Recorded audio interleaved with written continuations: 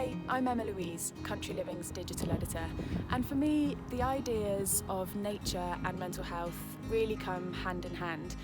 As someone who regularly experiences anxiety, I find real peace and solace and calm in being outside, exploring my local nature and wildlife, and it really helps me gain some perspective really, especially when there's so much going on in the world.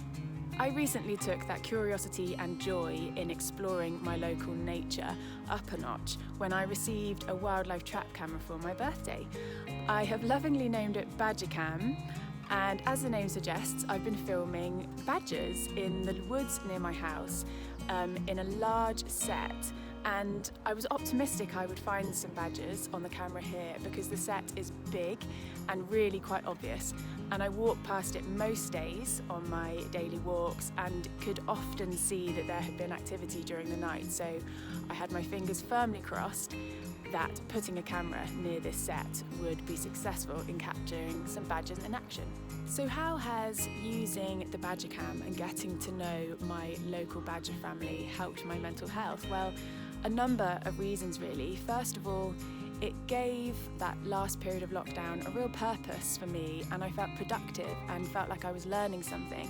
And even better when I was learning about something on my own doorstep. Secondly, it gets me out of the house while I'm working from home, as many of us are.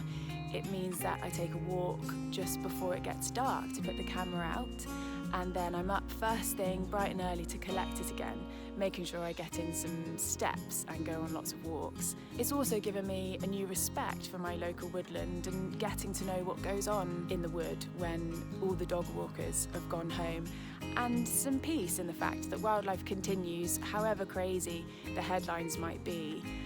Wildlife just carries on being simple and productive. When setting up wildlife cameras, it's really, really important to respect the wildlife and the habitat at all times. So making sure you don't walk on any of the flora and fauna in the woodland when you're setting it up, making sure the camera is at a safe distance from the animals so as not to disturb them, and of course making sure you don't damage any of the habitat while you're setting up and collecting your camera. You could also put a wildlife camera out in your own garden. Perhaps you have a hedgehog that frequents your garden, or maybe you put up feeders for birds and you'd like to get a closer look.